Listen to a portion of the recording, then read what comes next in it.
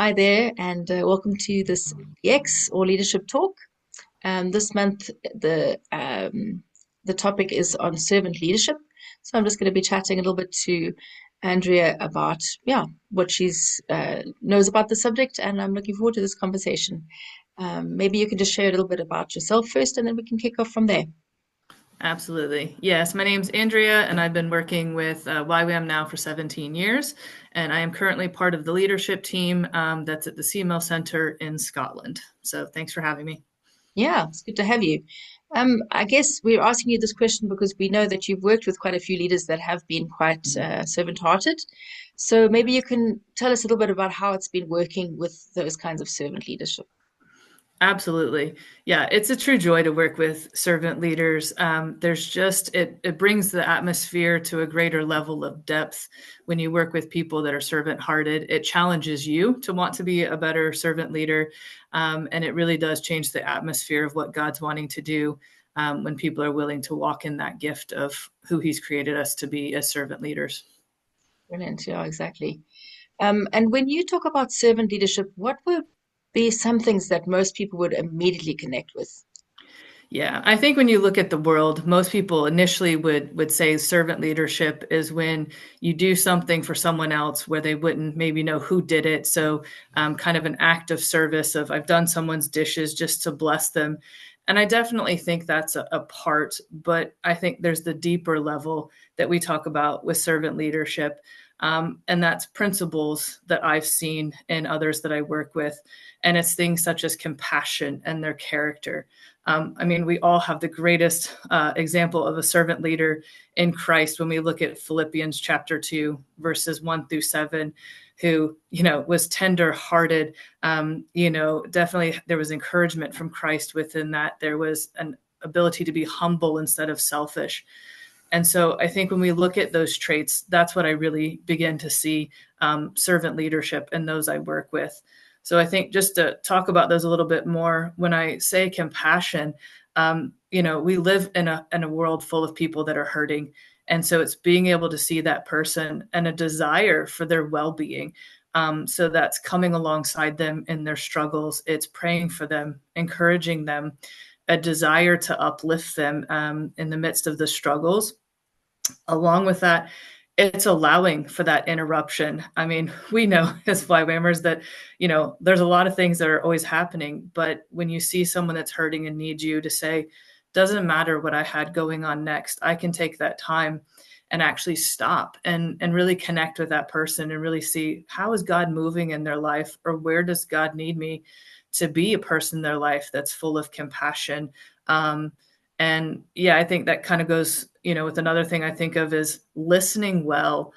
Sometimes we have a tendency to want to listen to respond, but when we're listening with compassionate hearts, we're listening to hear what's happening in their life, where God's moving, how God's encouraging us to encourage them and to walk through that time of hurt. So yeah, I think definitely seeing that aspect of compassion.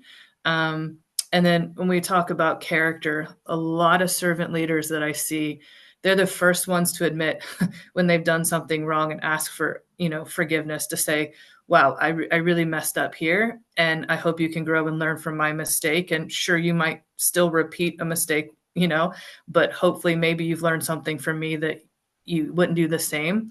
But on the flip side of that, because they're willing to admit and, you know, admit their fault, they're quick to also extend grace and forgiveness when somebody else makes a mistake. It's seeing and going, we're all human and we're not perfect. And so I can extend that same grace and forgiveness that you've extended to me, and leading through that aspect of, the servant-hearted people are people of integrity and transparency. And when they step into that place, then others want to follow and do the same thing. They're being vulnerable. They're not talking about others behind, someone's back. They're being very genuine, and caring about what they say. And everything that's said is to lift someone else up. And I definitely, that's some more things too of character of, with a servant-hearted leader, we want to empower Mm, others to walk in their gifts, to recognize who they are, what they carry, what their potential is, and drawing out those strengths. Sometimes in drawing out those strengths, it's also recognizing they might need a responsibility delegated to them to say, hey, like I see this in you, and it's okay even if you mess up on this, but I want you to try to do this and to begin to step into that and to come alongside and say, wow, this was really awesome that you did this, and I want to encourage you in that. And ultimately, we're all working toward the same goal. And so we're as a team that we want to see this vision completed that God's given us.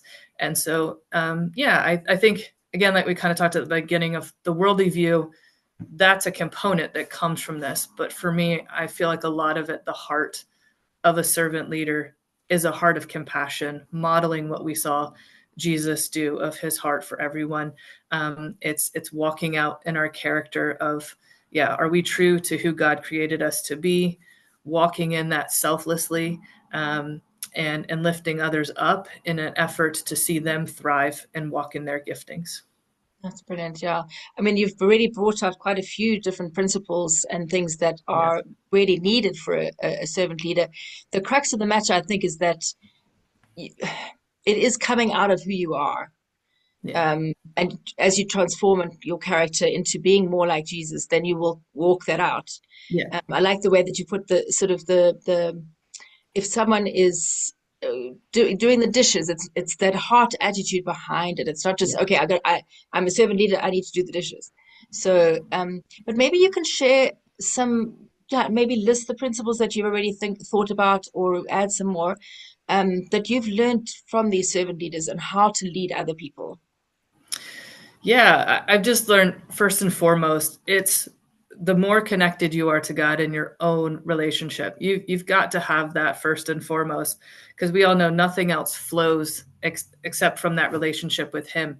And I think when you have that relationship, then you begin to flow in another principle of that relationship with those that you work with or those that you even just encounter, day to day in a grocery store or on the street, because you're flowing out of that loving relationship you have with God, allows you to love others. You're not coming in angry or bitter or frustrated. You're coming with the right heart compassion.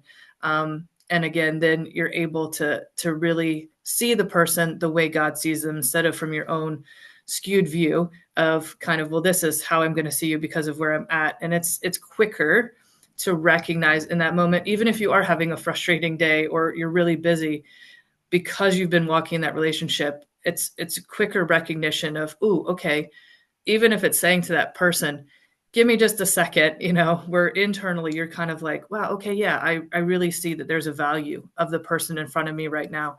And I want to recognize, what's happening for them. And yeah, it's just a willingness to learn from others in that as well. None of us know everything. And so the person in front of us actually may have a key that we need to learn from them that day as well, too. So it's opening ourselves up to see what they need to share with us and what we can learn from them as well. And I mean, you talked about the fact that servant leadership is actually that, you wanting to kind of champion the other person. You want to empower Yeah, them. It's not absolutely. about what I can do, but what I can actually get others to do. Maybe you can Mhm. share a little bit more about that aspect. Yeah, absolutely. We're really blessed with, we're getting more and more youth on our base, which is really great. And seeing that some of them are coming in and maybe haven't really learned certain things before, just wherever they've been.